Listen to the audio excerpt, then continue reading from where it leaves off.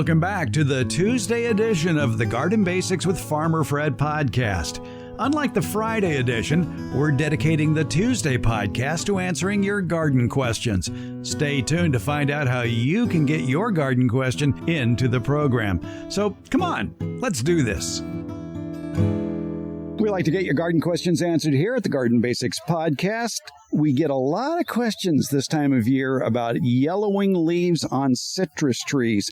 And we get one from John, who writes in and says, I have several citrus trees going, but this grapefruit tree we planted last year has had yellow leaves from the get-go, and no matter what I try, they stay that way. I fertilize all my citrus and the other established trees, and they love it. I've got a navel orange, a satsuma, a lemon, and oro blanco grapefruit. Now a kumquat next to this one and a new mandarin further up the hill are getting a couple yellow leaves also.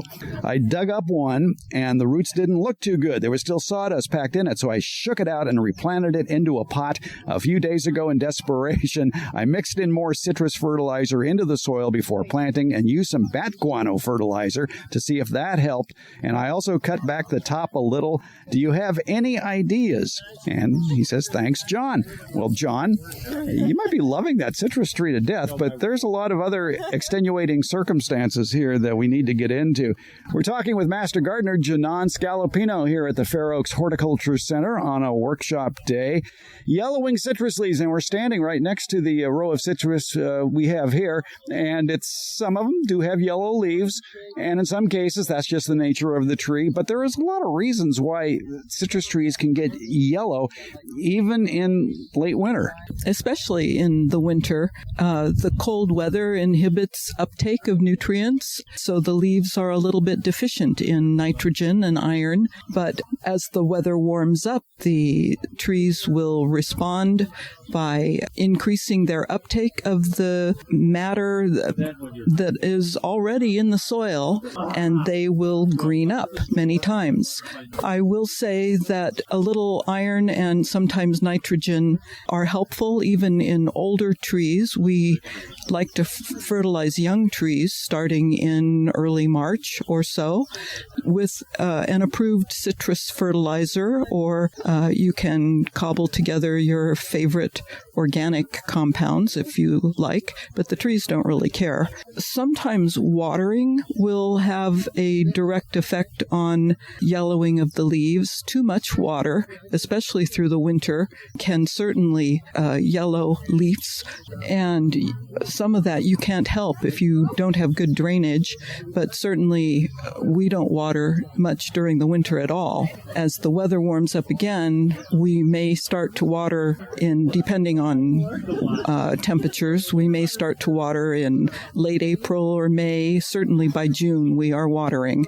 Usually weekly is best for citrus. They like to be deeply watered and not shallow water. We also like to have our citrus in their own specified plots with a nice thick layer of mulch. We don't like to see citrus planted in lawns with a narrow little clear area around the trunk. They're susceptible to lawnmower damage and weed trimmer damage, and the water doesn't penetrate down through the lawn well. We like to have a big clear area around the drip line if you're going to plant citrus at home. Finally, there are certain nutrients that can contribute to curling of the leaves and yellowing of the leaves, like manganese, magnesium, potassium. You can find publications that will show deficiencies, and you can puzzle out what your particular soil might be deficient in and gently replace some of that. Or you can bring pictures of your tree and even samples in to see us in an open garden out here at the Fair Oaks Horticultural Center. And we can look at pictures with you and look at what you brought in and maybe figure out if there's a deficiency. Finally, what Farmer Fred said about the trees, some being a bit yellower than others, lighter green yellow, is also true. It's a varietal thing. The question about the yellow leaves from the get-go makes me worry that the plant that came from the nursery or wherever might just not have been the healthiest specimen, so that anything that you have done is not going to fix it. And I wonder if you should consider starting with a new plant. There's a lot of things we can consider in this, but let's talk about what you're doing right with citrus out here at the Fair Oaks Horticulture Center. First of all, it's on a slope, so water is not going to pool beneath these trees. It's going to keep flowing, so you do have good drainage.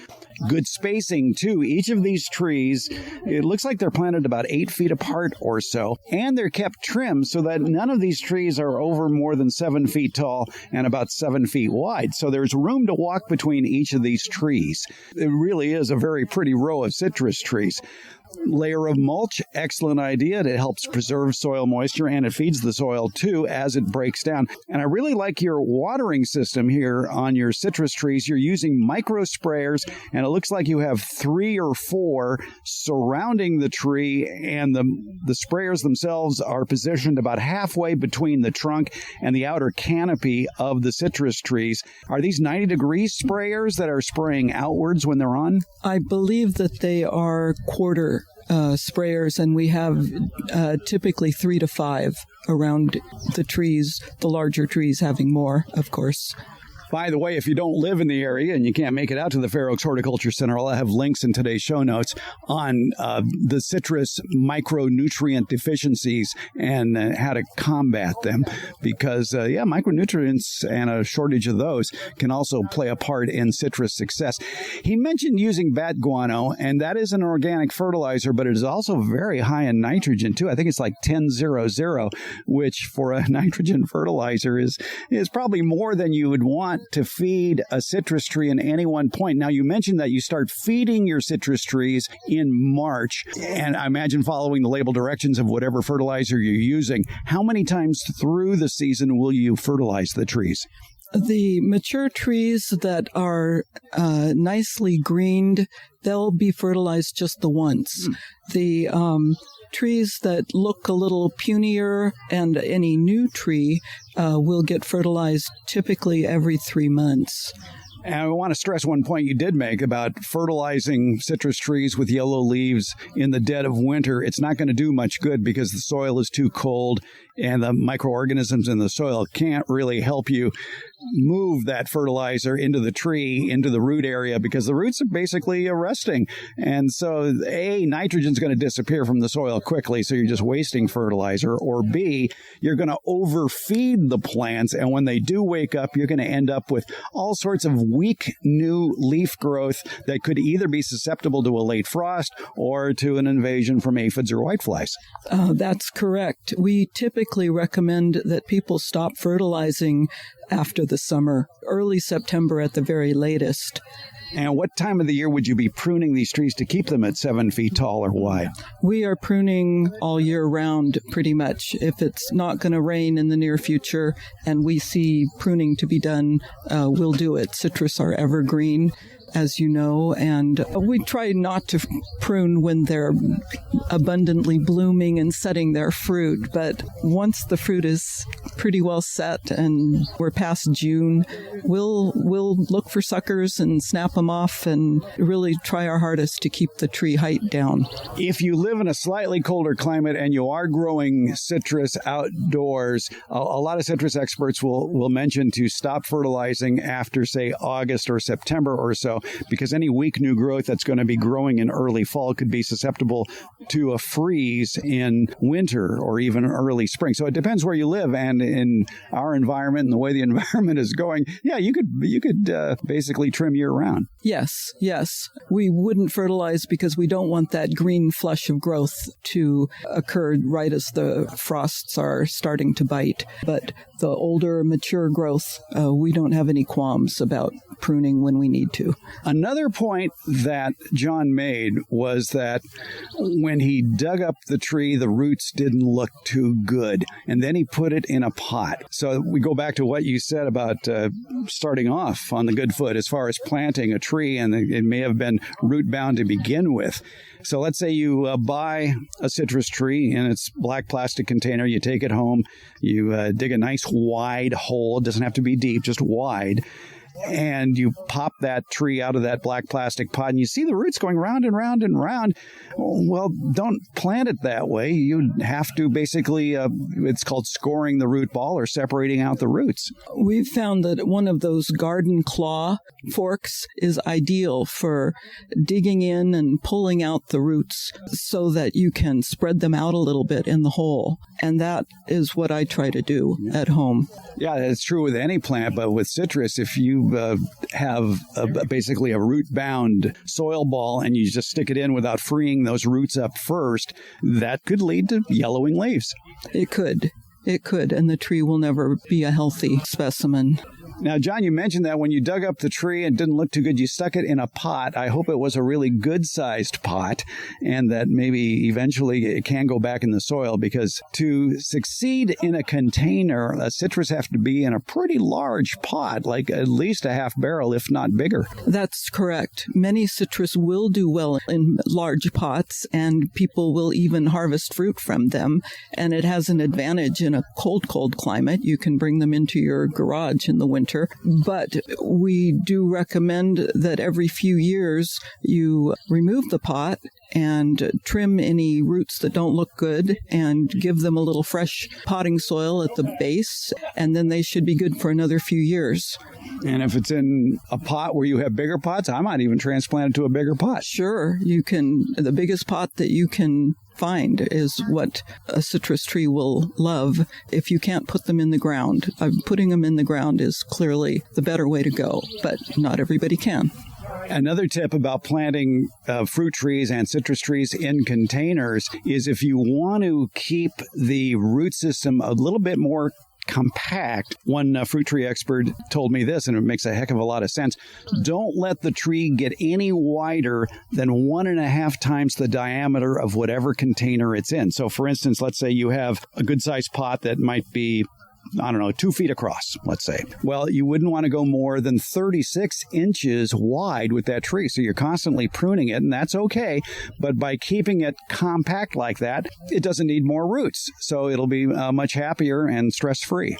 That's excellent advice. Well, there you go. There's a whole lesson there on growing citrus trees from Janan Scalapino, Master Gardener here in Sacramento County. Thanks for the citrus knowledge. Oh, you're so very welcome. Thanks for coming out today. And I'd like to invite people to visit the Sacramento Master Gardener website and see our schedule for open gardens. And come on out. It's magical out here. Maybe come out for Harvest Day, the first Saturday in August. Always a good time here at the Fair Oaks Horticulture Center. I'll have links to that, too, in the show notes. Thank you, Janan. Oh, you're so welcome. Thank you.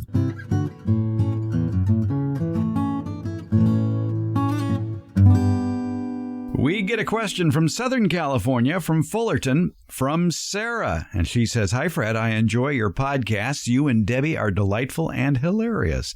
Any suggestions on keeping cats out of your raised beds? I'm currently using spiked mats that I bought online. It was suggested to me also to try coffee grounds or cocoa shells. What are your thoughts or suggestions?" Well, Sarah, the fact that you've already purchased and are using those spiked mats makes me wonder if you're having success with them or not. I checked out those plastic spiked mats that you mentioned, and I think their durability might be questionable based on some of the comments that were mentioned with that product. These mats seem to be comprised of either individual mats that are about 1 foot wide and 6 feet long, or they come in small rolls that are about 1 foot wide and of varying length. It's a mesh screen. The mesh of the plastic looks to be about 1 inch square, and they appear to have plastic spikes that stick up about 1/2 inch or perhaps 1 inch along the lengths of the mats and the rolls. Interesting that the picture that accompanied the product, it shows a person working with the roll with no gloves on, which I think might be risky, what with all those spikes. Well, you would know better than I would, Sarah, about that. And weeds will grow through the mesh, so you're going to have to get in there and pull the weeds out without impaling your fingers on any of those spikes. Now, maybe those spikes aren't sharp, but I would think you would feel something if you had to put your hand down flat in a hurry to maybe keep your balance, or just as a boost to get back up. At least use gloves. All right. These 6 foot by 1 foot mats aren't very inexpensive either. They're about $25 each. So if you're trying to protect a big garden, it could be quite an investment. So I do use something to keep cats out of my raised beds. I've had raised beds for a long time, and they're made out of wood. I like to sit while I'm pulling weeds, so I topped all of my raised beds that are made out of wood with a 2x6 to sit on the top. And that's a nice place, to put concrete reinforcement sheets. And that, I find, keeps the cats out. The concrete reinforcement sheets, they're 6-inch mesh, and it does a good job of keeping the cats and the dogs out. They're also called remesh sheets. They're usually sold in 4-foot by 5-foot sections. You can find them in the back aisle at Home Depot or Lowe's near the concrete and bricks. They're available in rolls as well. And these things will last a lifetime. And what I like about the 6-inch by 6-inch grids is that it makes planting a heck of a lot easier. You can actually plant at the proper spacing by just following the grids. Now, with the rolls, just like with those plastic rolls, you can customize the length. It is a bit tougher cutting the roll. You need a good pair of shears. You need basically a barbed wire cutting tool to get in there to cut that gauge of wire, but it can be done. And that's why I like to use the sheets. The sheets will fit in the back of a van. It scratches the van up, but then for me, a van is a cargo vehicle. I've used them for decades. The cats don't like tippy-toeing through it, but the trick is, as I mentioned about the 2x6 where I like to sit, that's where you need to place those concrete reinforcement sheets. Don't rest it on the soil, because then the cats don't have a problem stepping through it. Just suspend it about an inch or two above ground level, and the soil level in a raised bed is usually an inch or so below the level of the raised bed.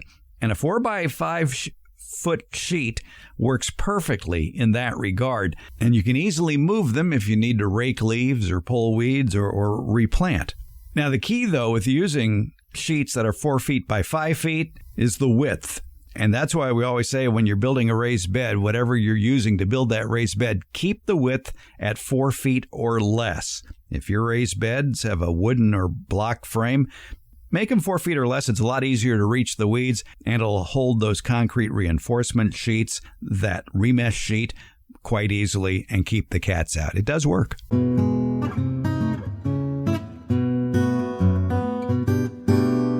In the garden email bag, Steve writes in and says, I listened to all your podcasts and gotten quite a green thumb from your show. Well, thank you, Steve, for that. He has a tomato question. He says, the local outlet where I get my usual tomato plants is no longer doing it. It's where I buy all my tomato and vegetable plants for the summer with great results, but no more. Is it too late to order and plant tomato seeds?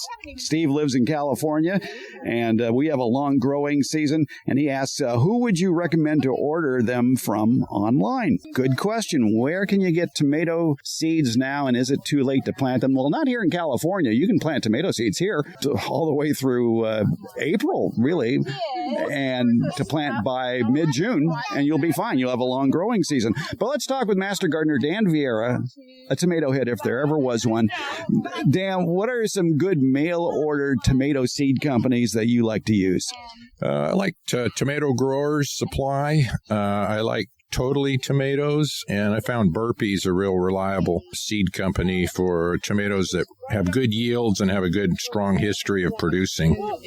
Yeah, and a few others, too, that are around that I like to use. I like Seeds and Such. There's a Tomato Fest, and then the Baker Creek Supply Company, which sells heirloom plants and seeds, and they are at rareseeds.com.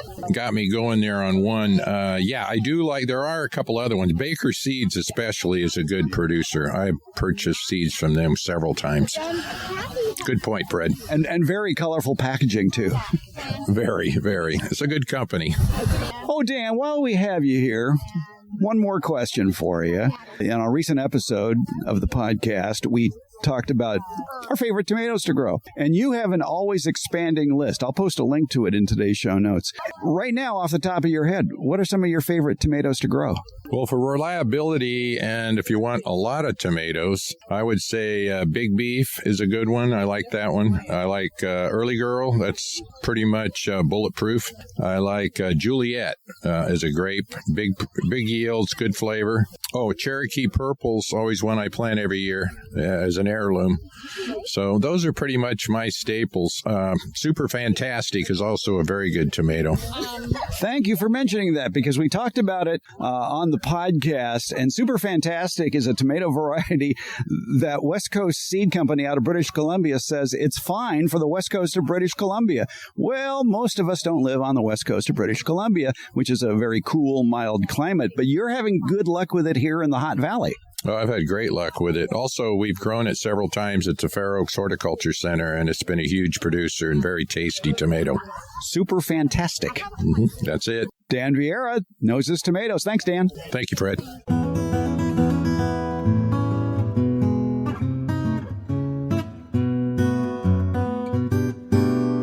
Want to leave us a garden question? You'll find a link at gardenbasics.net. Also, when you click on any episode at gardenbasics.net, you're going to find a link to SpeakPipe. You'll find it in the show notes. And when you bring up SpeakPipe on your computer or smartphone, you can leave us an audio question without making a phone call. Or you can go to SpeakPipe directly. That's speakpipe.com/gardenbasics. You want to call or text us? We have that number posted at gardenbasics.net. It's 916-292-8964, 916-292-8964. Email? Sure, we like email. Send it along with your pictures to fred@farmerfred.com. Or again, go to gardenbasics.net and get that link. And if you send us a question, be sure to tell us where you're gardening, because all gardening is local. Find it all at gardenbasics.net. Garden Basics with Farmer Fred comes out every Tuesday and Friday, and it's brought to you by Smart Pots and Dave Wilson Nursery. Garden Basics, it's available wherever podcasts are handed out. For more information about the podcast, visit our website, gardenbasics.net, and that's where you can find out about the free Garden Basics newsletter, Beyond the Basics. And thank you so much for listening.